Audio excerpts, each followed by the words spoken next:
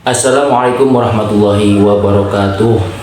Alhamdulillahirabbil alamin wa bihi nasta'in wa ala umuri dunya waddin wa ala alihi washabihi ajmain amma ba'd. Alhamdulillah, di pagi ini kita bisa bertemu lagi di channelnya Nurul Iman dalam keadaan sehat walafiat. Semoga sahabat-sahabatku dalam lindungan Allah Subhanahu wa taala. Semoga di pagi ini, kajian di pagi ini kita mendapatkan hikmah, berkah dan manfaat khususnya buat saya, umumnya buat sahabat-sahabatku di rumah. Amin ya Allah ya Amin. Saya insya Allah akan membahas tentang haramnya bagi orang yang junub. Kemarin haram bagi orang yang hadas kecil, yaitu batal wudhu seperti kentut, kencing, dan lain-lain. Sekarang haram bagi orang yang junub.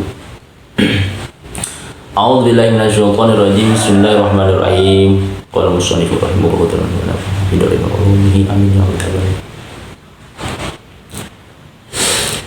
Wa yahrumu lan haram 'alal junubi ngatase wong kang junub ayil muhdisi tegese kang hadas. Hadasan kelawan hadas ausato kang pertengahan opositatu asya'a nenam pira-pira perkara. Ahaduha utawi sajene isitah iku as-sholatu haram salat. Di hadisin karena oleh hadis la yaqbalullaha orang bakal nerima sapa Allah. La yaqbalullaha sholatan bi ghairi tahurin wala shadaqatan min gulul. Manane layak balu orang bakal nerima sapa Allah salatan ing salat bi ghairi tahurin kalawan ora suci wala shadaqatan dan orang nerima sapa Allah ing sedekah min gulul saking haram. Haram bagi orang yang junub 6 perkara. Haram bagi orang yang junub itu hadas pertengahan. Dalam ilmu fikih kita bisa pindah hadas itu ada 3. Hadas kecil, hadas pertengahan, dan hadas besar. Hadas kecil yaitu seperti keluarnya air kencing, kentut, dan lain-lain. Terus hadas besar yaitu setelah bersetubuh, yaitu alias junub, maka itu sebutnya hadas pertengahan. Nanti ada lagi hadas besar, belum dijelaskan. Insya Allah suatu saat kalau kita panjang umur, mudah-mudahan panjang umur dalam keadaan sehat walafiat, bisa menjelaskan hadas besar. Hadas besar mau hadas pertengahan junub atau hadas kecil haram 6 perkara, yaitu ke-1 haram sholat. Karena ada hadis Allah nggak akan menerima sholatnya bagi orang yang tidak suci. Tidak suci itu diterima, tidak akan diterima orang yang tidak suci alias batal wudhu, dan tidak diterima bagi orang yang sodako kalau dalam keadaan junub. Wal gulul lan utawi gulul iku bidomil gini kalawan domah gin al mu'jamati kang dicekan al haramu iku al haramu haram maknane. Gulul itu domah gin, gu bukan gi bukan ga, gu tapi dititikan, bukan tapi gulul. Maknanya itu haram. Al haramu haram maknanya. Kalau sendika sapa Anawi menawi amma idalam yajid anapun tatkala ora tinemu sapa ajun junub ma'an ing banyu wala turban lan ora tinemu sapa si junub ing tanah fa innahu maka satune si junub iku yusoli sapa salat si junub li hormatil waktu kan arah ngahormat waktu ala hasabi halihi nyatase ngitung-ngitung tingkahna isi junub. Wa yahrumu lan haram alaihi tasjud apa al-qiraatu ma'a kharaja ing kharaja sholati ing luareun salat. Terus gimana kalau tidak ada air yang suci atau tanah yang suci? Sama sekali tidak ada. Nah, boleh menghormat waktu, misalkan waktu duhur gak ada air dan gak ada tanah sama sekali. Boleh kita sholat duhur, menghormat waktu, hormat aja waktu. Sholat duhur biasa seperti biasa. Nah, kalau sudah ada air, dikodok. Sholat duhur misalkan 4 rakaat, sholat asar belum ada air sama sekali dan tanah sama sekali tidak ada yang suci, sholat 4 rakaat, maka itu boleh sholat menghormat waktu. Terus gimana orang yang junub kan tidak boleh membaca Al-Quran, sedangkan orang yang sholat itu membaca Al-Quran. Contoh, di dalam sholat ada bacaan Al-Quran, surat Al-Fatihah atau surat-surat pendek. Gimana itu? Nah, ini dijelaskan di sini.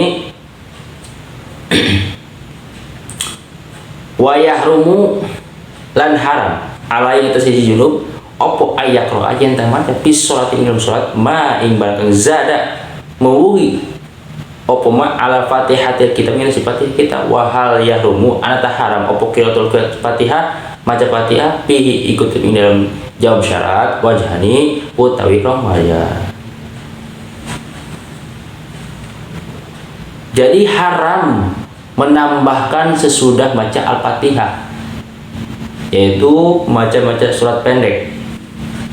Bagi orang yang junub, yaitu orang yang menghormat waktu disebabkan gak ada air dan tidak ada tanah yang suci. Menghormat waktu, kemudian orang junub itu sholat menghormat waktu. Nah, kalau sesudah Al-Fatihah langsung ruku, jangan baca surat pendek, langsung aja ruku. Terus gimana bagi orang yang membaca Al-Fatihah di dalam sholat? Itu ada 2 kaul. Kaul yang sahih, yaitu yang dipilih oleh madhab kita semua, la yahrumu, orang haram membaca Al-Fatihah, bal yajibu, balik tah wajib apa Fatihah fa inna sholata maka sholat iku la tasihhu ora sah apa sholat illa biha angin kalam Fatihah wa kama jazalan kaya oleh wis ngawenangakeun op sapa si junub as-sholata ing sholat li daruratin kana darurat ma'al jinabati ing dalem sumartani jinabah tajuzu maka weunang apa akhiratul qiraah maca Al-Fatihah.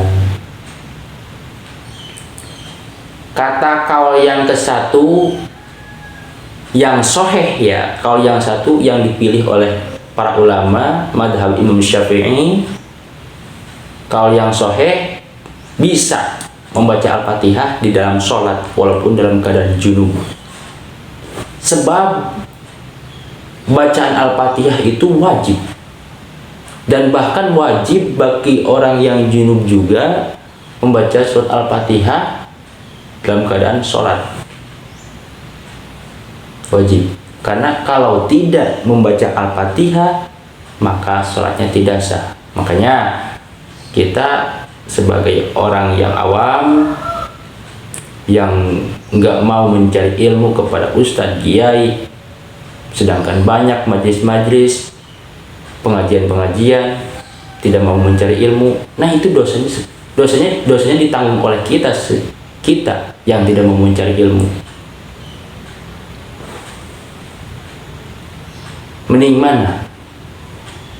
Melaksanakan sholat, kan tadi tidak sah orang yang sholat tanpa Al-Fatihah, tidak membaca Al-Fatihah, tidak sah sholatnya. Sekarang gini, sama saja orang yang sholat membaca Al-Fatihah salah bacaannya, Seperti kayak gini. Alhamdulillahirabbil alamin. Bukan pakai ain. Baca Al-Fatihahnya. Ain, alaminnya bukan pakai ain. Nah, itu salah. Fatal. Kita enggak tahu, tidak mau tahu. Kita harus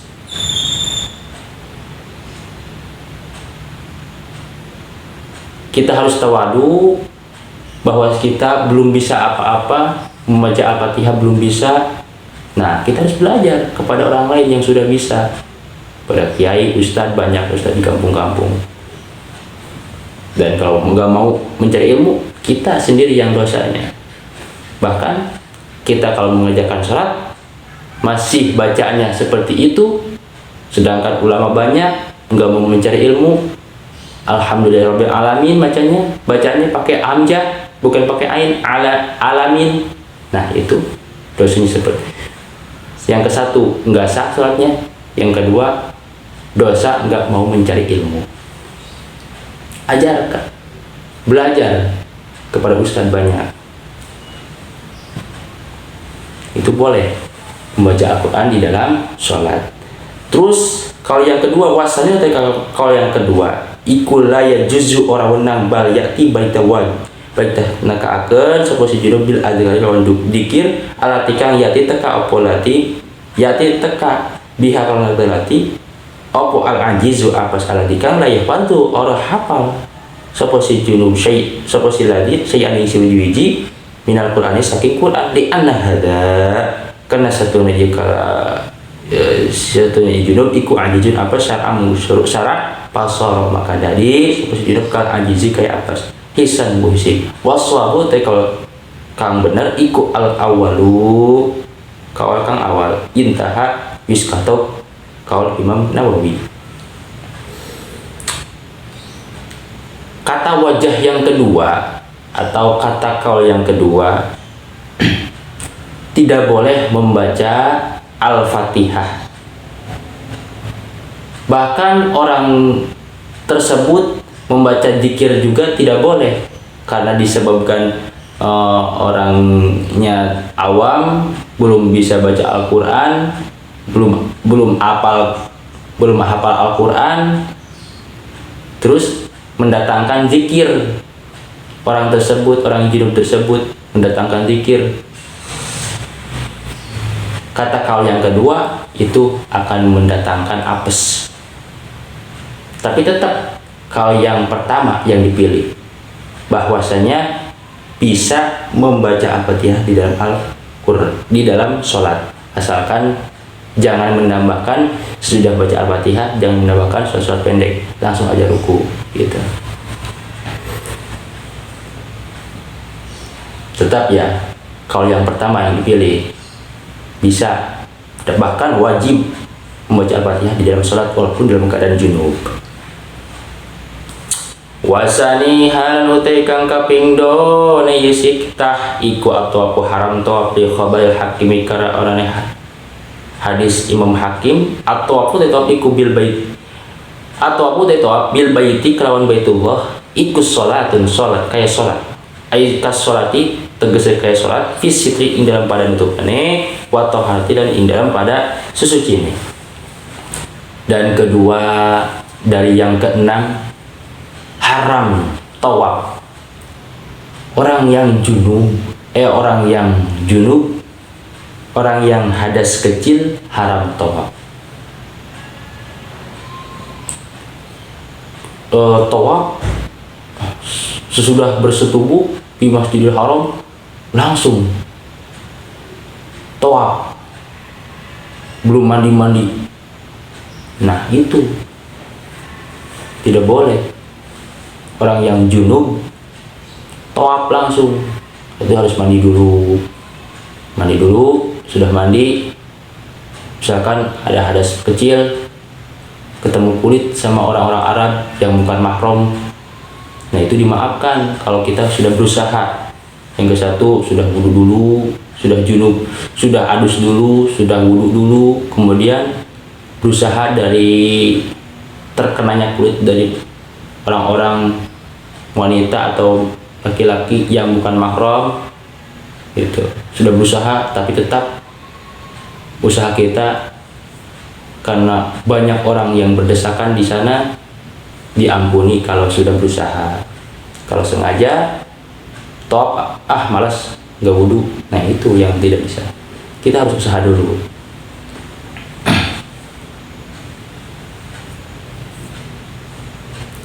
Wasali suhan tekang kaping trona ya sitah iku masul mushaf anggapok mushaf kolawis ngandika sapa Imam Nawawi.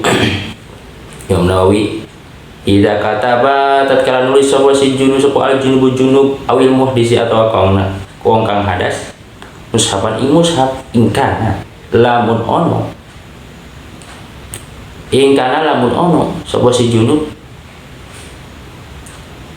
iku yahmilu mikul sapa si junub al waraqata ing kertas wayu sama lan wayamasuh wayam sah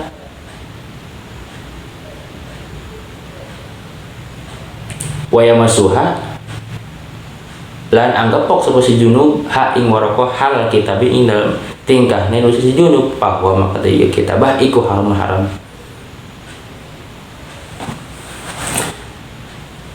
Yang ketiga, haram memegang Al-Quran dalam keadaan junub.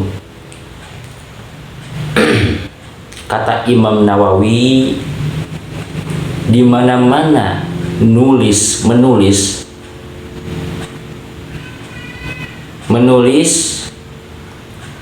orang yang junub ataupun orang yang punya hadas. Seperti batal wudhu ataupun orang yang sudah bersetubuh nulis. Orang yang sudah bersetubuh langsung tiba-tiba menulis Al-Quran mushaf di buku, seperti menulis Alhamdulillahirabbil alamin. Kemudian orang itu nulisnya tidak ada adab, menulis langsung dipegang tulisannya dengan menekan jari dan buku pulpen itu menempel. Bukan begitu. Kemudian sudah itu dibawa tulisan Arabnya, tulisan Arab Alhamdulillahirabbil alamin misalkan. Nah itu menulisnya itu tidak boleh, haram, bahkan haram bagi orang yang menulis. Ketika menulisnya kena dengan tulisannya, tangan dengan tulisannya itu ya, dan kemudian tulisan itu dibawa, maka itu haram menulisnya. Tips saya, orang yang menulis Arab supaya tidak haram, yaitu tangan kita dianggangkan dengan tulisan Arabnya, misalkan Alhamdulillahirabbil alamin, di tangan kita jangan kena dengan bukunya, dengan tulisannya ya, cuman pulpen aja sama buku yang kenaan. Tips saya, maka itu boleh menulis Al-Quran dalam keadaan junub walaupun dalam keadaan batal wudhu. Setelah menulis supaya bisa dibawa, kan di sekolah ada pelajaran PAI, sedangkan membawa Al-Quran beserta syarahnya itu boleh dalam keadaan tidak punya wudhu juga boleh. Tapi bagusnya wudhu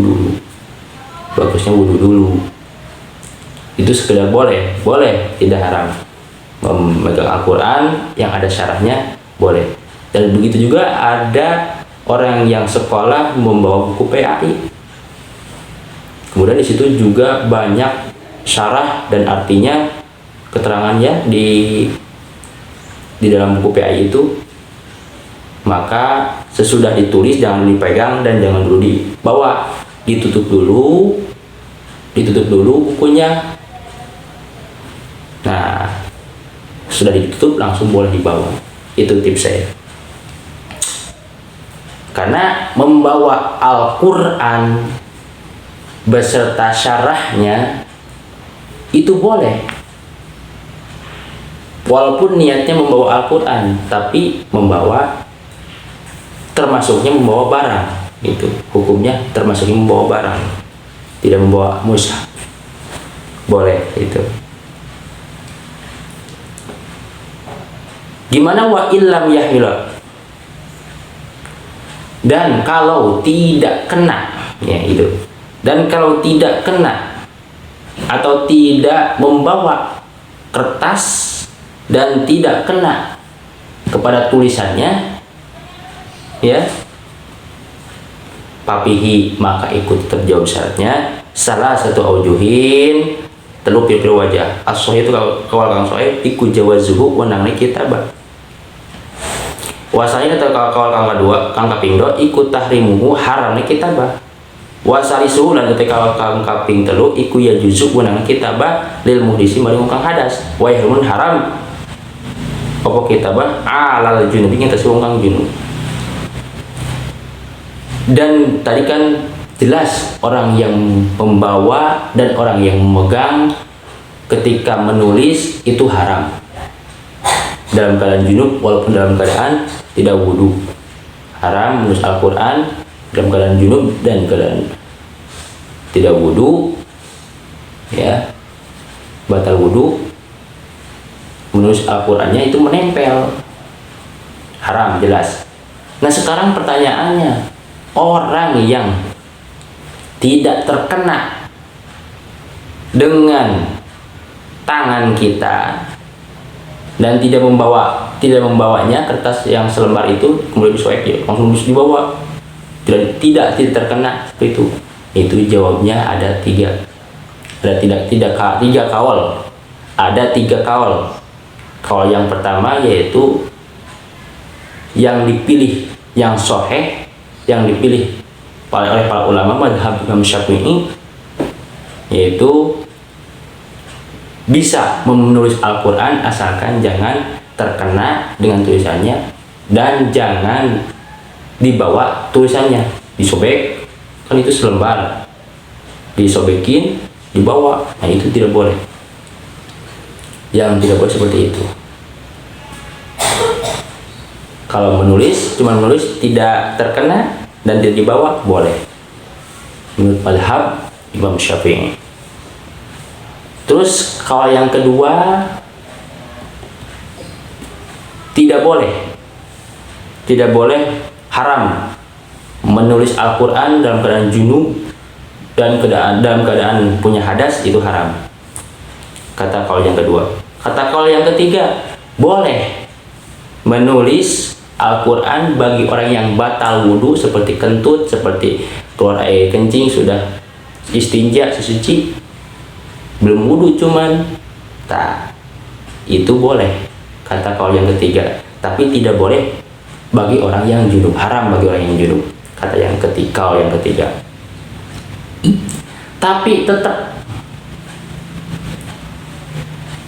wajah yang kesatu, kaul yang kesatu yang dipilih, bahwasanya orang yang junub dan orang yang batal wudhu boleh menulis Al-Quran asalkan jangan terkena kulit kita dengan tulisan Al-Qurannya ketika menulis, ya, alhamdulillahirabbil alamin gitu.